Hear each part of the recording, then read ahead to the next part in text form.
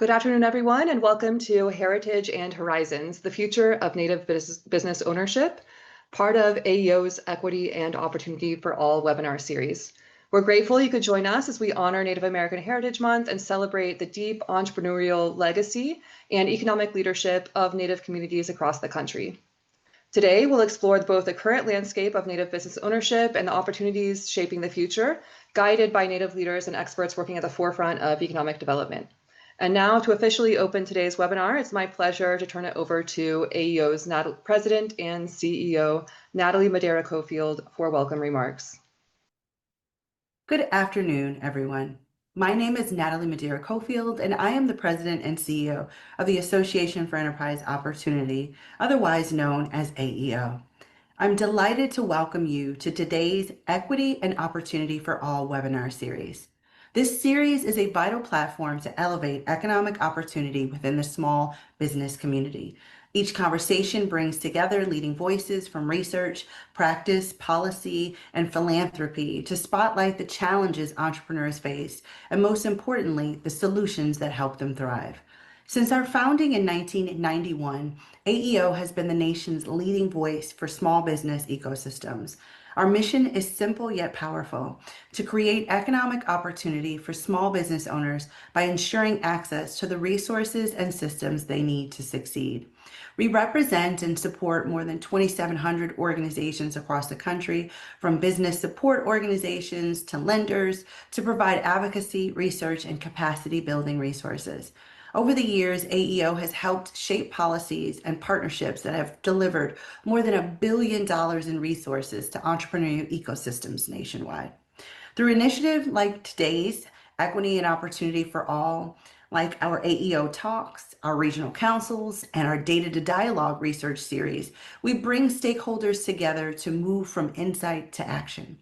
These gatherings are designed not only to share knowledge, but to spark collaboration and create systems-level change that expands access to entrepreneurship for everyone. At AEO, we believe in the power of business ownership as a pathway to wealth, dignity, and community well-being. And we believe that every entrepreneur, regardless of race, gender, income, or background, deserves a fair shot at success. Thank you for joining us today and for being part of this critical work. I hope you leave not only with new insights, but with inspiration and ideas that you can take back to your communities. To get us started, it is my pleasure to introduce my colleague, Dr. Lori Smith, Senior Research Advisor at AEO. Lori brings deep expertise in small business ecosystems, inclusive entrepreneurship, and the data that frames today's conversation. Lori, over to you. Thank you so much, Natalie, and good afternoon, everyone. And thank you again for being with us. As we begin, I want to offer a very, very brief grounding in what we know from national data sets about the scale and landscape of Native-owned businesses today. But first, you can find more data in a recently released fact sheet shown here. And for additional insights, please visit our research website at research.aeoworks.org. And then if you're interested in digging deeper into any of the data or findings, we would absolutely love to hear from you. And you can contact us directly at research.aeoworks.org. So first, just a bit of context to set the stage. There are 574 federally recognized tribal nations across 35 states. And each nation is a sovereign government with its own constitution, elected leadership, and its own rules for citizenship. Tribal citizenship is not a racial category. It's a political and legal identity rooted in each nation's authority. And so this distinction is important for us for understanding how we interpret the data that are available to us. And when we turn to national data sets, we often run into a challenge. So most federal data, including business ownership data, relies on racial self-identification. But as we just noted, Native identity is fundamentally based on tribal citizenship, not race. And on top of that, census geographies don't align neatly with tribal geographies. And of course, not all tribal citizens reside in tribal geographies, and not all residents of tribal geographies are tribal citizens. So it's a complex relationship. And then another challenge is that despite a large Native population in the US, many national surveys suppress reporting for Native respondents due to sample sizes and disclosure avoidance rules. And so this is exactly why tribally grounded research developed in partnership with Native communities is so essential to our understanding of the Native business ownership landscape. But still, even with all of the limitations of the data available, we still see the tremendous scale and economic contribution of Native entrepreneurship. There are more than 400,000 Native-owned businesses operating across the United States, employing more than 300,000 people and contributing over 90 billion annually to the national economy. These are the estimates from the most recent census data available from the Annual Business Survey and Non-Employer Statistics by Demographics from 2022 for the data year of 2021. So this is the most recent data, and we see this tremendous scale. And these are engines of local reinvestment and community development across the country.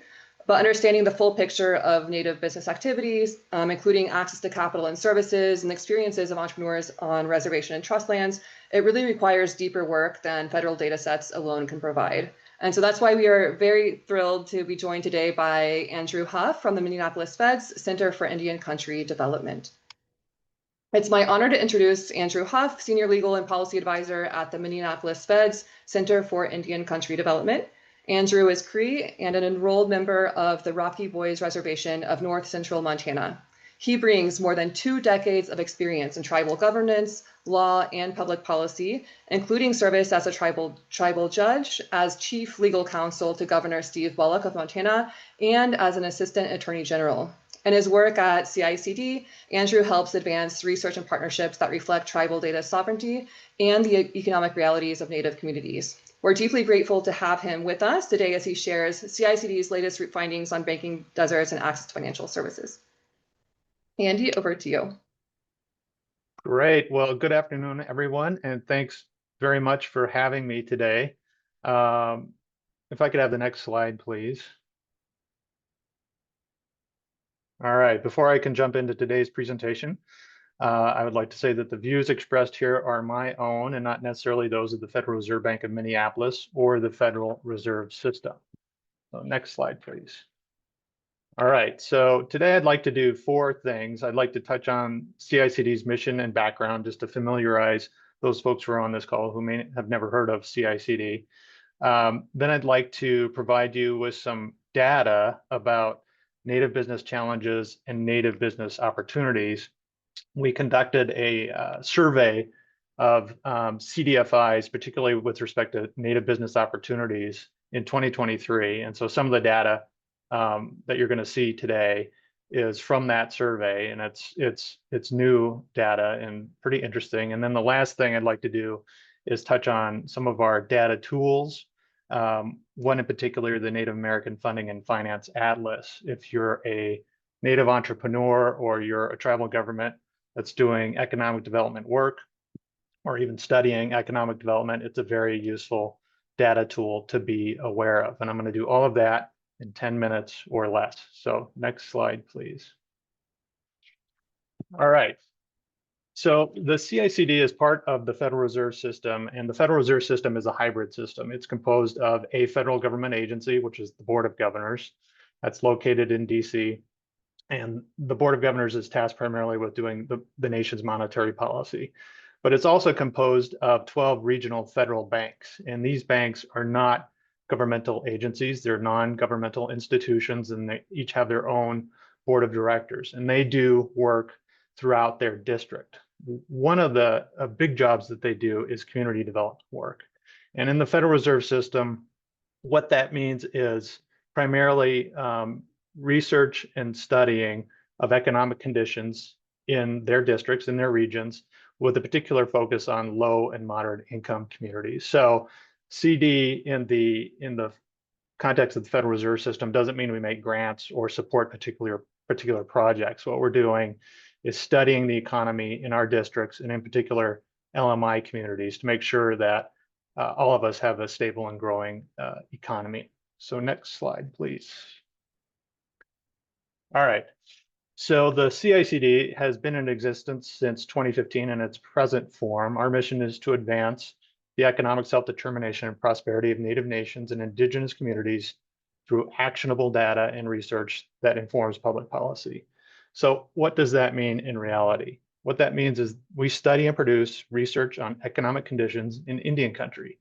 And so for anyone who's ever done policy work or any kind of work really in Indian country, what you know is that there is a startling absence of reliable information and data with respect to Native communities.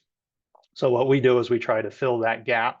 And our hope is that Native policymakers at all levels, tribal governments, federal government, state government, can use that data and information to advance economic development in Indian country. So next slide, please. We work with a leadership council. It's composed of Native leaders from throughout the country, Alaska, Hawaii, and lower 48. And these folks are critical in guiding our work and in making sure that we do all of our research work in collaboration with tribal governments, in collaboration with Indian country, and with respect and deference to the principles of tribal data sovereignty. So you can see from this slide here that we have all kind of walks of life represented on our leadership council. We have Alaska Native corporations represented, we have tribal governments represented, we have intertribal organizations, we have CDFIs, banking sector. So it's a really good broad mix of folks that keep us on track. So next slide, please. And this is just the last kind of background slide on CICD. These are the major areas that we work in. So we do a lot of work studying access to credit and financing in Native communities. And this is a lot of our work here is with respect to Native CDFIs and how they make credit and capital available to Native communities in ways that other traditional lending institutions, banks, for example, do not. So that's one big part of our research portfolio. Then we also do a lot in understanding tribal public finances. Here we look at how tribes get their revenues, how they make their expenditures, and how they invest in their communities. So this is again a portfolio that is aimed at filling data gaps. There's really not a whole lot of understanding of how tribal governments work and their critical importance to Native communities, but also to the regions where they're located. And lastly, we do a lot of work in closing data gaps, primarily economic data gaps. And the last thing I'm going to do today is show you just a few of the tools that we have, which are centralized places where you can go and search for information, economic, demographic, all kinds, using these tools. And we'll talk a little bit specifically about the Native American Funding Finance Atlas. So next slide, please. All right. So I'm going to dive into some data that has been gathered with respect to challenges that Native entrepreneurs face in Indian country. And this is something that's really not new to anybody that's on this panel, but it may be new to folks who may be learning about these issues for the first time. So one of the big challenges facing Native entrepreneurs is just lack of physical access to traditional banking institutions. 46.5% of residents in majority American Indian and Alaska Native census tracts live in a banking desert, which is more than 12 times the national average. And you can kind of see there from the map how a lot of the banking deserts overlay some of the larger reservations in the Western United States. And what that means is a banking desert is basically a census tract without a bank branch within a certain number of miles of its population center. And for rural census tracts, that's 10 miles. And for like urban, it's 2 miles. So it varies depending on the nature of the census tract. But it's a reality that for especially rural reservations, there's quite a bit of distance between population centers and access to brick and mortar banks. And this is exacerbated, of course, in the last several years since COVID by a number of bank branch closures throughout the United States. Also, I just wanted to go back one more, bring your attention to these two other pieces of data. Small business development centers. We mapped driving times between tribal headquarters on reservations in the lower 48 and these small business development centers. And these are, of course, critical small business resources, but we did find that they're located quite some distance from tribal headquarters. And we use tribal headquarters as kind of a proxy for tribal businesses. But then that last piece of data viz down there with the blue bands, that comes from a 2022 small business credit survey that had about 400 native small businesses in it. And again, that just reflects the reality that native small businesses are located quite some distance from their primary financial institutions. So next slide. So in addition to lack of physical access, we did a 2022 study on digital access. And we found some pretty sobering facts. The share of households in tribal areas with internet access is 21 percentage points lower than in neighboring non-tribal areas. When there is internet access, the download speeds are 75% slower than in neighboring areas, non-tribal areas.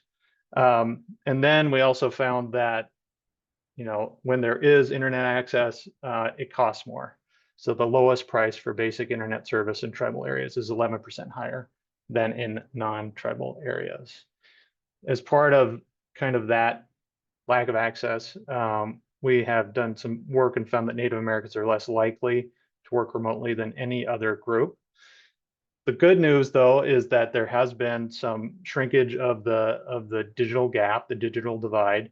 So households in tribal areas without internet entirely declined from 26.7% in 2017 to 15.3% in 2022. So that's the good news, but Indian country is still far behind the rest of the country in terms of digital access. Next slide, please. These slides just touch a little bit on some other challenges that Native entrepreneurs experience. Again, this comes from the 2022 Small Business Credit Survey. What I think is important for this particular panel is that Native entrepreneurs reported that increasing costs of goods and services was a real problem. This, of course, was in the wake of COVID and massive spikes in inflation that we saw after that. But one of the big things that they reported that was a problem was credit availability. And we're going to get into that a little bit more. We found through that survey, though, that Native-owned businesses apply for smaller amounts of credit generally, and they're less likely to receive it than non-Native-owned businesses. And then another factor in some of this was that a lot of Native small business owners, particularly solo, where you're the owner and the only employee businesses, they rely on their personal credit scores to try to get credit. And when those scores are low, then of course that impacts their ability to get that credit. So next slide, please. So those were the challenges. We did a study in 2023 of 73 Native CDFIs, and CDFIs really have the answer to a lot of these challenges. They, of course, are also facing their own challenges, which I'll talk a little bit about. But this survey was conducted in 2023. We kind of crunched the numbers last year, and now we're publishing some results.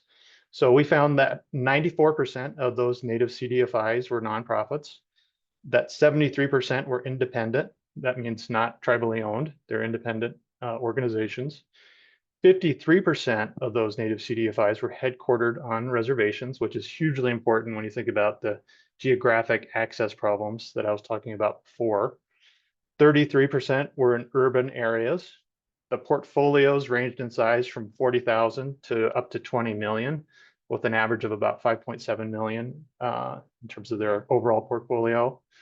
And importantly, they all ranked as their top priority encouraging Native entrepreneurship. So Native CDFIs are by and large very focused on trying to develop and support that ecosystem of Native small businesses on reservations. Next slide, please.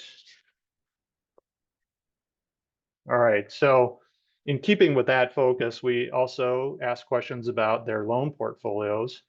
And it's right in line with supporting Native entrepreneurs. 65% of Native CDFIs make business loans, and those are loans to businesses of $50,000 or more.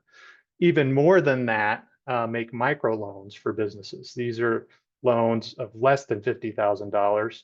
73% of our survey respondents said they make those microloans. So basically, 3/4 of Native CDFI surveyed microloans are what they do to support tribal Native entrepreneurs.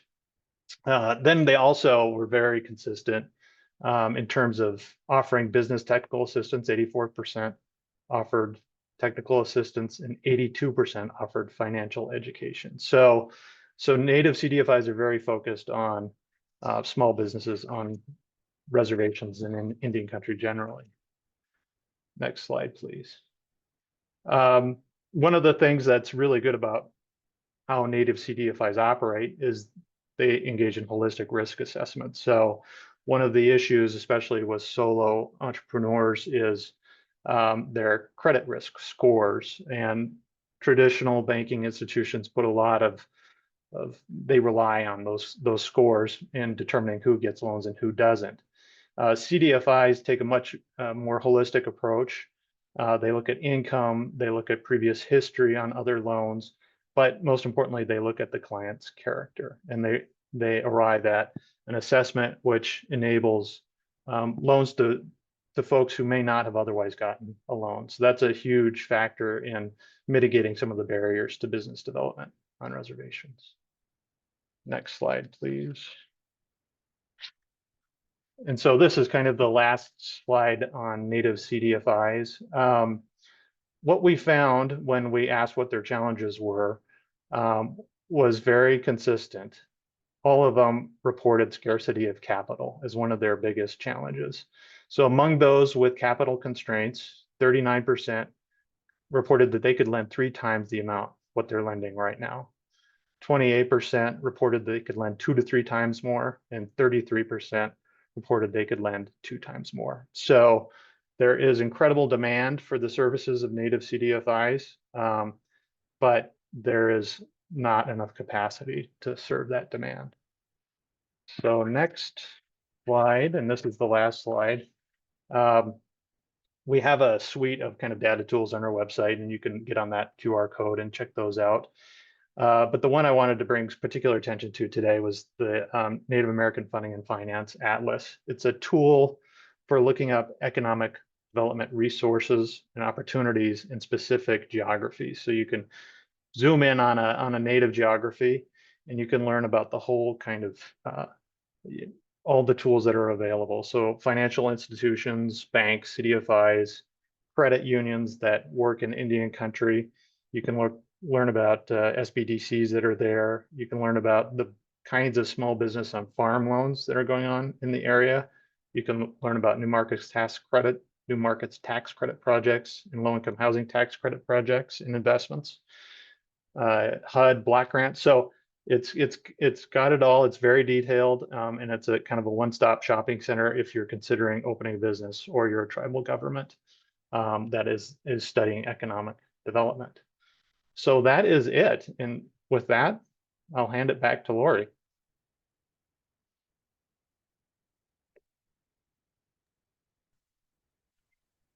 Sure. My name is Veronica Maturino. I'm the CEO of ONABN. We're a national nonprofit that provides technical assistance to communities of color across Indian country and beyond. And recently, we've kind of expanded our reach to include a couple of international communities by translating our business planning curriculum into their native tongues in Zimbabwe and in the Maldives.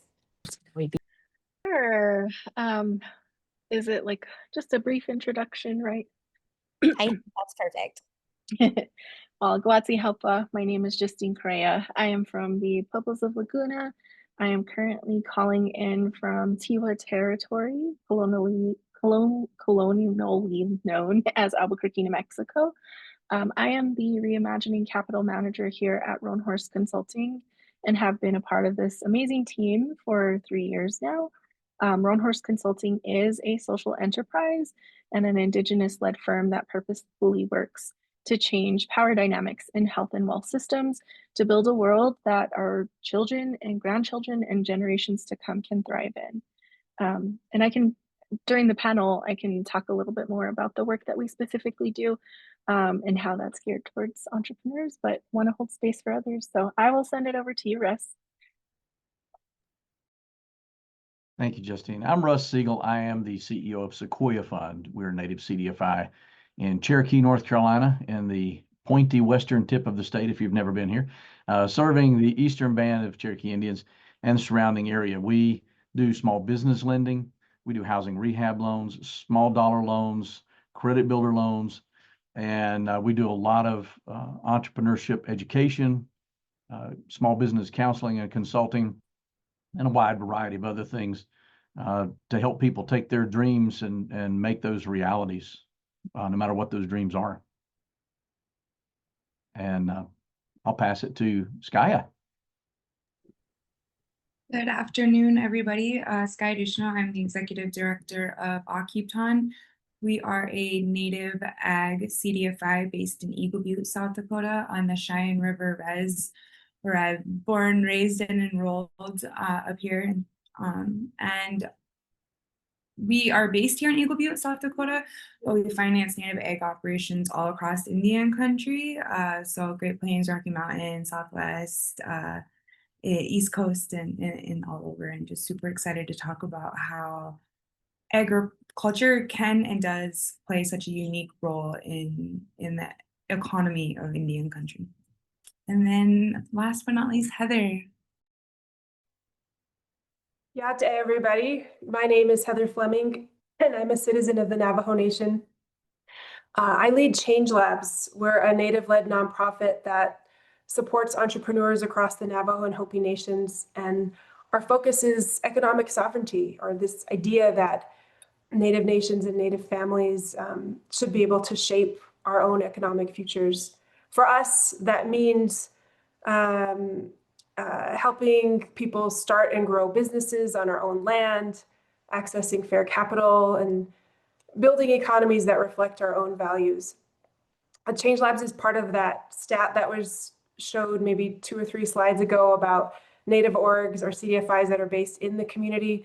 Change Labs is navigating the realities of trying to operate an entity on the reservation that many people, both native and non-native, don't always see. We're entrepreneurs ourselves, constructing physical spaces for entrepreneurship, prototyping flexible capital tailored to businesses that are located on the reservation, and just walking alongside people who are trying to do the same thing, trying to build in places where there's no broadband, zoning, street addresses, all the things that were shared in the slides. So grateful to be part of this conversation, and I'll hand it back to Veronica. Thank you guys so much for introducing yourself and for the work that you're doing in communities. It is so important.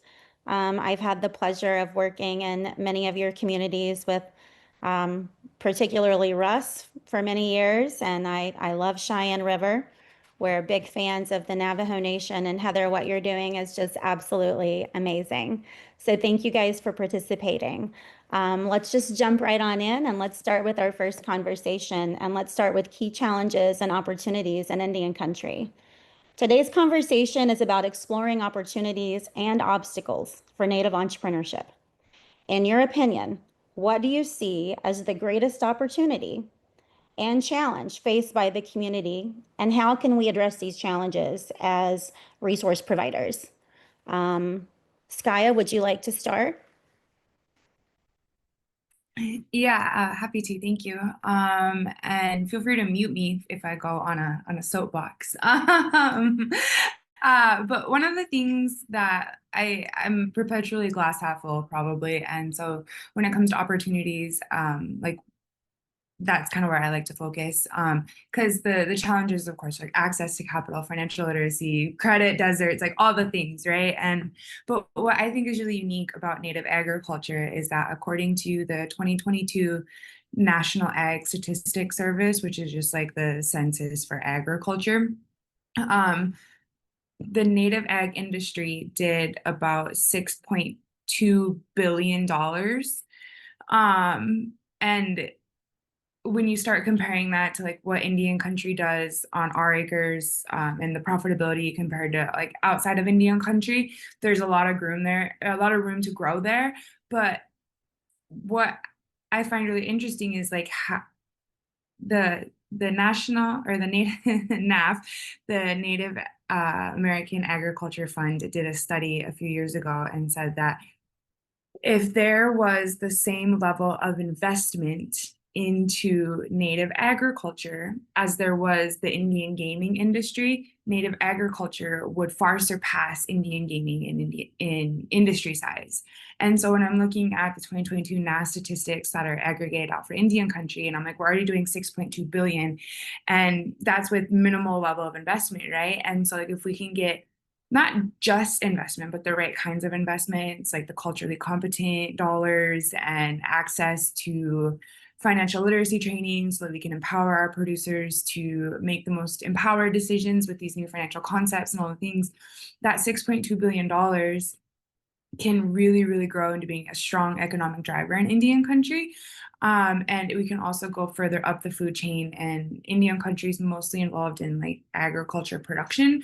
And we're starting to go more into processing, retail, logistics, and stuff like that. But again, if we had the same level of financial investment, our potential would just expand and blow up. And so like that's kind of some of the opportunities that I get to focus on. The groundwork is all there. We just gotta empower our producers, right? And so that's probably where I'm gonna end it. I think that's wonderful, and I love your passion. It's clear you believe in what you're doing. Russ, would you like to add to this conversation? Sure. Yeah, thanks, Gaia. No timer needed there. Working with a lot of other Native communities and also working with non-Native communities here in Western North Carolina, I think one of the issues that's faced is perception, and that is that what happens on the reservation stays on the reservation. That we are an economic bubble, and we don't really have anything to do with the rest of the larger economy. And I think the opportunity there is just for our entrepreneurs to go out and prove themselves. Whether it's road construction or whether it's commercial construction, building airports or houses, or doing delivery businesses or whatever it is, Indian country economic development is economic development. Nothing happens in this bubble. And I think just overcoming that perception is one of the greatest opportunities our local entrepreneurs have, is to get out and show people what they're made of, what they're capable of, and the kind of support they have that people in non-Native communities might think they have. But there's a real sense of community and support here that other communities don't have. So I just think that's a tremendous opportunity. And I think a lot of good things flow into that as well. Like Skye was saying, if the money went here instead of there, how could things be different? And once we start gaining some attention that we have strong, capable entrepreneurs with the capacity to do the work, again, good things are going to start flowing their way. I love that, Russ. And, as you know, I am a big advocate for storytelling, and I feel like that's a challenge and an opportunity both in Indian country. As resource providers, I think we have to tell the stories of the entrepreneurs that we work with and their successes, because those stories motivate others. So thank you for sharing that perspective. It's one that I absolutely can get behind. Justine?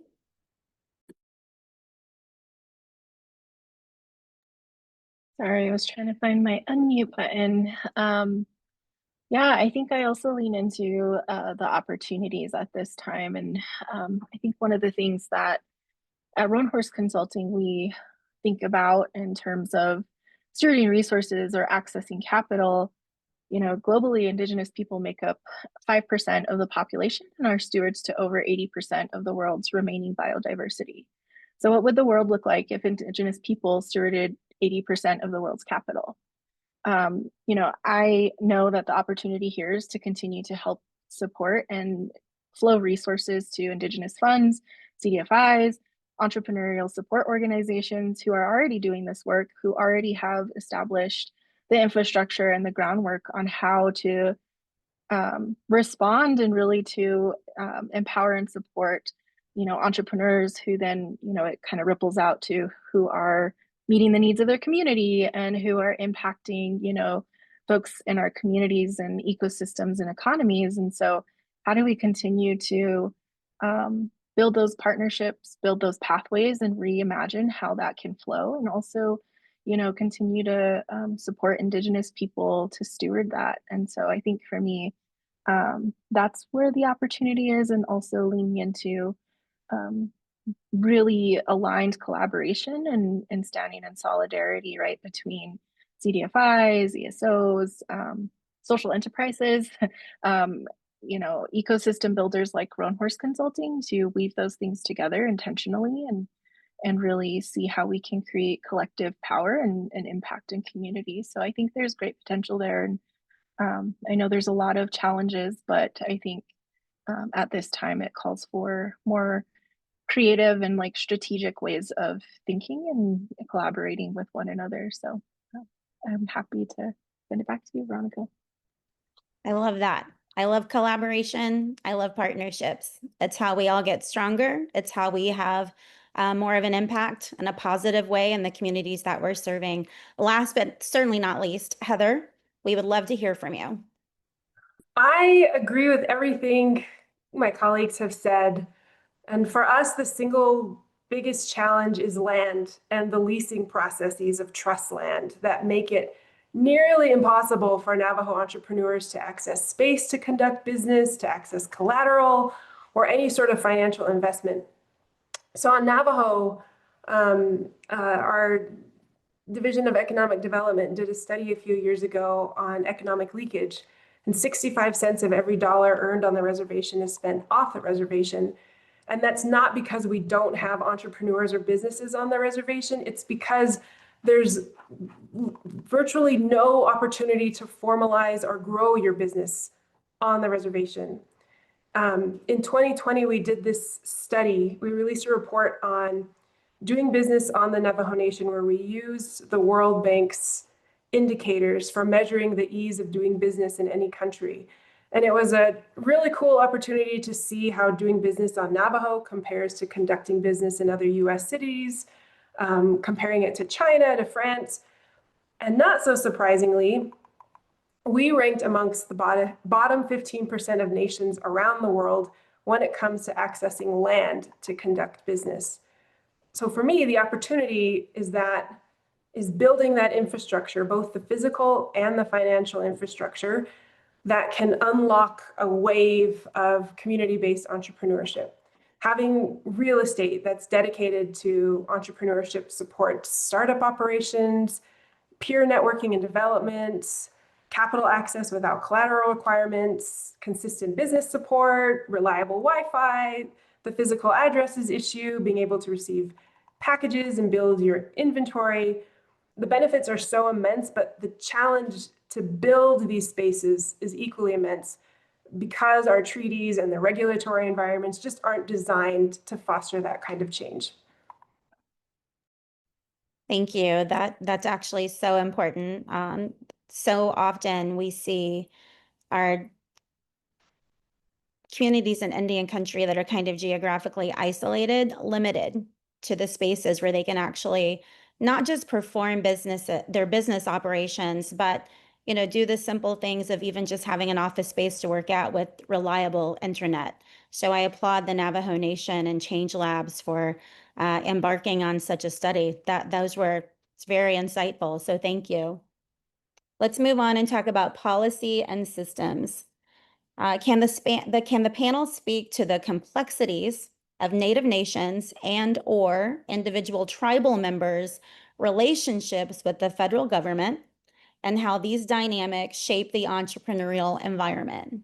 Russ, can you start us off? Sure. Just like economic development doesn't happen in a bubble, neither does politics.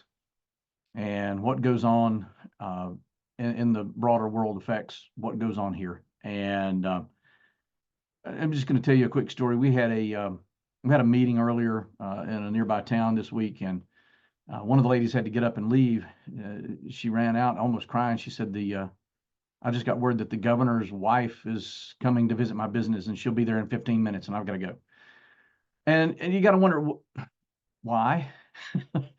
What was the governor's wife doing there, and what was so important that she had to go? But I guess to that point, whenever we have an opportunity to talk to elected officials or even their spouses, it's incumbent on us to keep it in front of them that what they do on our behalf, what they do for us, is not out of a sense of paternalism or benevolence. It is because of that trust and treaty obligation that the federal government has.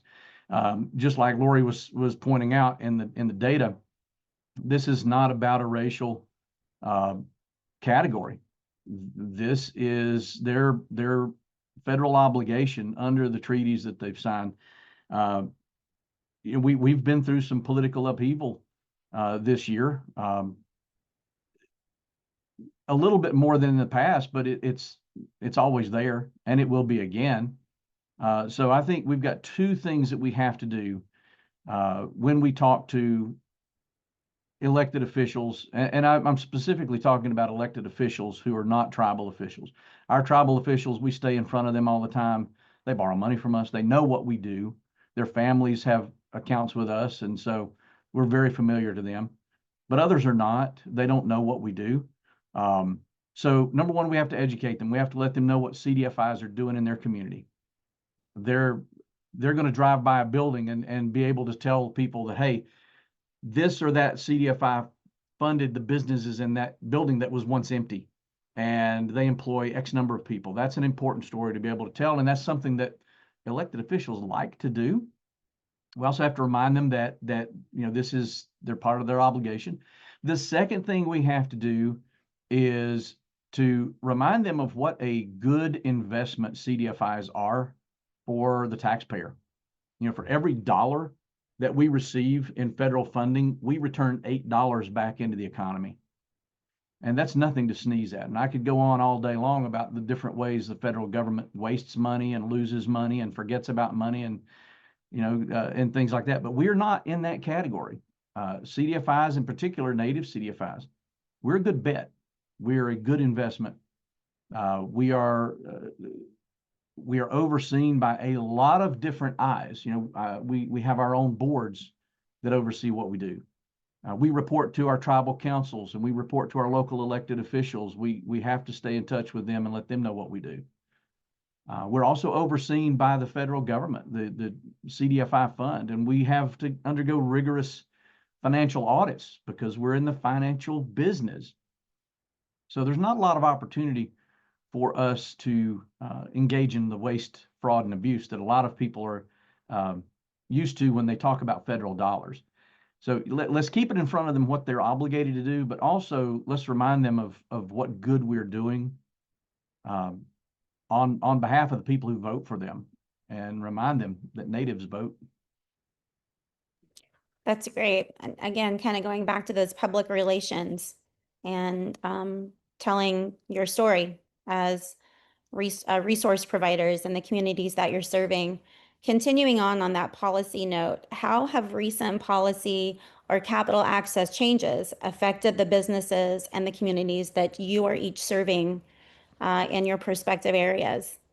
Skaya, would you like to start us off? Yeah, so we interface with the federal government in a couple of different ways, specifically with USDA because of our ag producers. And so in agriculture, there's two variables that you really can't control, and that's market prices and weather variations.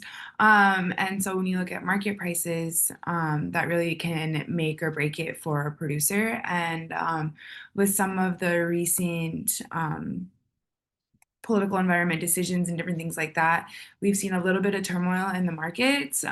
So that's kind of some of the direct effects. We do really good with our relationship building with our producers, so we can be kind of more proactive versus reactive and kind of mitigate any major fluctuations in market prices. And so that's kind of one of the things that we're seeing right now, as we lovingly call the fall run, where it's a really, really busy season. It's harvest season and selling season and all the things. So we've seen a little bit of market shifts there. Additionally, specifically on the CDFI fund, since the CDFI fund was created, it's been historically bipartisan. Never been a partisan topic at all. We are just relevant everywhere, and it's never been a partisan issue. This administration has came out with several executive orders and memos and different things targeting the CDFI fund specifically, that have caused a lot of turmoil, a lot of chaos, a lot of concern. Thankfully, we still do have our bipartisan support, regardless of what the administration is saying, doing, or whatever is going on over there. We still do have amazing bipartisan support, which is really, really exciting. You don't often see support around one specific department area so much. And I think that speaks to the volume of the good that we do. There was an OFN did a study where CDFIs, like for every $1 we get, like we can leverage it 8 times. And so when our CDFI fund, when things are kind of in turmoil, whether it's certification or not releasing funds from OMB to do the awards and different things like that. Like one very real example is that when we get our FI award, and I'm being a little presumptuous that we're going to get it this year, we've gotten it every year in the past, but when we get our FI award, it adds equity to our balance sheet, and we're able to then go leverage that for private philanthropic, like impact investments or any other dollars. And so our impact is from those small grant dollars is really outsized, because we can do so much with that little bit amount of money. And so when you throw a cog in that machine, the trickle down effect is really outsized to our producers. And so those are kind of some of the education, advocacy, and narratives that we're working on. I get to address the political landscape from different sides. I sit on OFN's like policy committee, and we do a lot of advocacy. I'm on the Hill a lot. Obviously, I'm from South Dakota, so Speaker or Senator Thune, and he's got an outsized voice. Senator Rounds, who's on the CDFI caucus, and so really been mobilizing and spending a lot of time focused on Hill activities to continue to make sure that bipartisan support is there, because we truly are instrumental, like Andrew mentioned, within Native communities. And so, again, Veronica, feel free to mute me, but I'll end there for now, for the long story short. So. Thank you for sharing. Justine or Heather, do you want to add to that before we move on? I know that it's a very important topic, access to capital. Yeah, I can share a little bit just about, Roan Horse Consulting. And I know I didn't really dive into it, but Roan Horse Consulting has 2 primary focuses of work, which is one is our consulting arm that really focuses on Indigenous-led research evaluation, as well as reimagining capital work, where we work with partners and community to design funds and lending initiatives that meet Indigenous entrepreneurs where they are. And the other focus more recently that we've launched is the Return on Indigenous Incubation Studio, which is our take on ROI and is aimed at strengthening economies and ecosystems by incubating new ideas, new initiatives, to really address the needs of Indigenous communities, and more specifically, of course, entrepreneurs. A part of that work is the Moonsoon Fund, which is a $3 million restorative capital fund that provides gifts, patient debt, and equity-like investments to Indigenous matriarch-led social enterprises. And so this Impact First Fund works to address the missing middle financing gap for these entrepreneurs, while, again, prioritizing return on Indigenous investment. So I think a part of that work and really continuing to sit within community and continue to weave an ecosystem together for Indigenous entrepreneurs. We've seen more recently, I think there was, an example of an entrepreneur that we are working with, whose business specializes in providing culturally responsive trauma-informed mental health services to youth, veterans, BIPOC community, and LGBTQ+. individuals and survivors of violence. And, the policy shifts around Medicaid, affordable healthcare, and insurance coverage, have affected majority of her clientele, which has led, to her having to rework her business model and really dive into strategy to diversify streams of income, and highlights this just highlights, the need for further advocacy around healthcare, but also, coming in to weave together different systems of support for specific entrepreneurs. And I think somebody mentioned, like the solopreneur, with different resources and support that is specifically tailored to her industry, but also, being responsive and being strategic around what's happening in the different political environment and landscape. And so just wanting to share that, because I think that's that's the work that we're doing, is really trying to intentionally weave supports and strategies that can continue to provide, more holistic supports for entrepreneurs, specifically those that are, working within our communities. Thank you. Heather, did you want to add something before we move on? Sure, I'll keep it brief. There's so many things for us at Change Labs. I think it's really been some of the shifts and changes around the State Small Business Credit Initiative. For those of you in the audience who aren't familiar with that federal program, it's run by the U.S. Treasury, and under the Biden administration, it was opened up from being just a program closed to states to a program that included states and all federally recognized tribes. And it was a $500 million investment into small business lending for tribes, like a huge opportunity to harness. The challenges, of course, being that it's time bound. The program wasn't designed for tribes, it was designed for states. And just this past year, a lot of that programming has kind of come under question. Like, is this still going to go on? And I bring it up because Navajo Nation, being one of the largest tribes, has a $90 million allotment.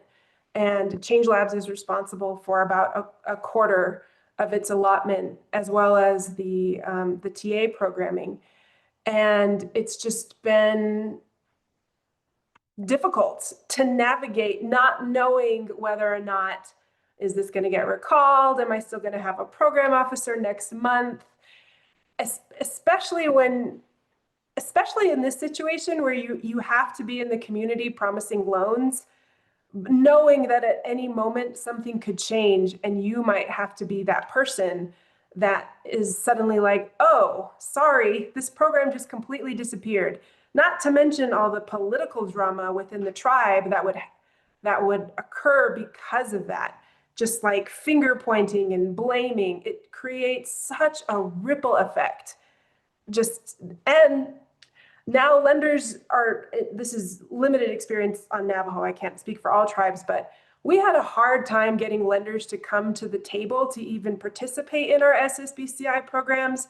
I mean, the federal government is trying to incentivize more Indigenous venture funds. They're trying to incentivize loan participation, guarantees.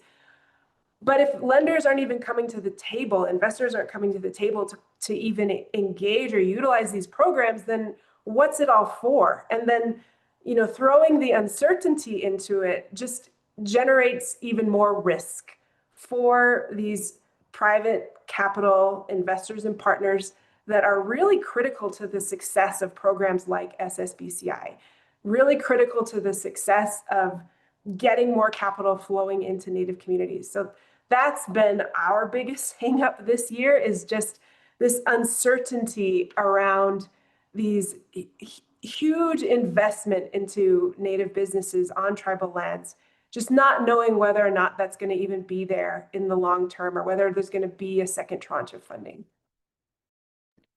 Thank you for sharing. I mean, I think that's a great insight from each one of you about kind of the uncertainty that I think not just Indian country, but I think a lot of nonprofit resource providers and all of those individuals who benefit from those kinds of services are facing.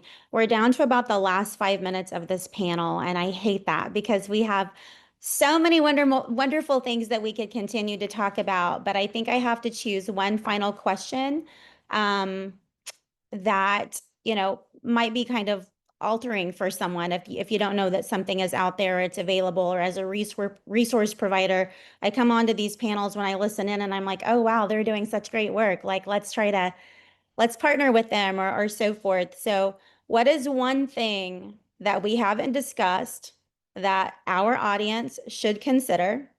And then very quickly, within your own organization, what's working? So it's kind of a two question, but I think they're both important. And we are down to about 4 minutes. So if you can keep your answers brief, that would be great. And we'll start with Mr. Siegel. So what's working? I think well, two things for us. One is just keeping our story out in front of the community. You know, CDFIs, we were built as the lender of last resort. We happen to be the first place people come in this community when they need money because they trust us. And so I think trust is a huge currency that we can never take for granted. And what was the first part of your question? Is there anything that we've not discussed that you think the audience should know? Well, we've covered a lot of ground. It's like Jerry Reed sang in the theme song to the Smokey and the Bandit. Got a long way to go in a short time to get there. And you know, I just think let's keep the focus on the good things that we do. Yeah, I'm just going to leave it at that. I mean, we've got to stay positive no matter what's going on, no matter what that chaos that Sky was talking about, no matter what's going on around us. We got to stay focused on our mission, which is helping our communities and providing what they need. And it's up to us to come up with those resources. And we have to be as resilient as our local entrepreneurs. Perfect. Really quickly, Skya, I'm going to pass it to you. Yeah, one thing that we haven't talked about is that like the camaraderie that we have in the CDFI industry. I started Occupton in January 2019, and we've been operating for about 7 years, and we've grown to just under 50 million in assets. It's been crazy, right? And that has only happened because of the camaraderie of the industry. When I first started Occupton, everyone pulled me under the ring, shared secrets, their secrets of success, best practices, introduced me to funders and all the things. So like, just if there's anyone out there, and I've seen some of the chatter in the chat, please just reach out, ask questions. Like, there's so much need in Indian country. It's not a competition type thing. We all want to see each other win. And so I think like naming that about this industry is something that's really, really important. Really, really important. You're not in this alone. Second thing, and I've actually just released like a blog series on our website about how we do lending, our best practices, our 3 pillars for prosperity and stuff. But the biggest thing that we do is that we're just trying to be the lender we wish we had, and we're trying to take it with a partnership approach. What are your goals? Let's put pen to paper. What is our role in a lender in getting you there? How can we be a good partner to you? How can we set you up for success? Because their success is our success. So we kind of look at things really differently, and those 3 blogs can get more into it, but also my inbox is always open as well. So. Thank you. Justine, I'm going to give you about 30 seconds, and then I want you to pass it to Heather. Yeah, thank you. I think the last thing I'll leave with is, as Indigenous people living and surviving in a hostile political environment for the past 500 plus years, you know, we continue to move in accordance with our values and our community's needs. And that is what I know we'll continue to do.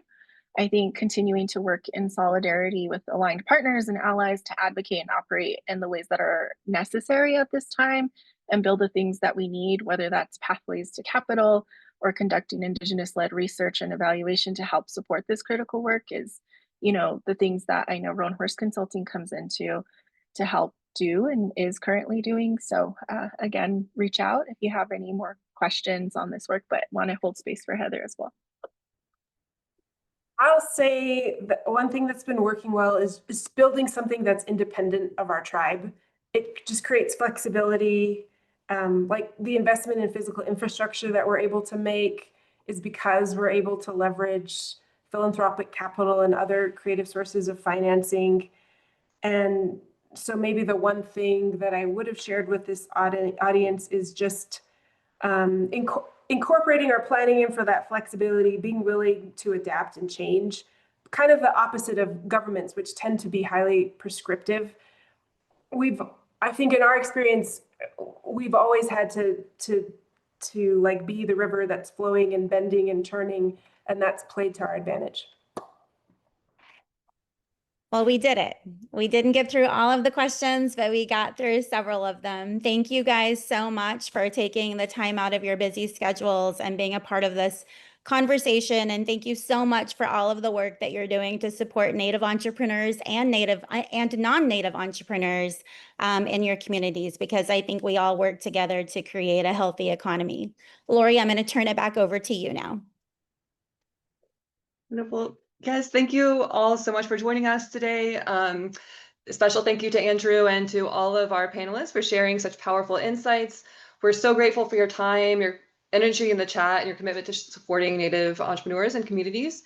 We will share the recording and resources with all attendees after this session, and please stay connected with AEO through our newsletter and upcoming events. Thank you again for being with us, and we hope you have a wonderful rest of your day.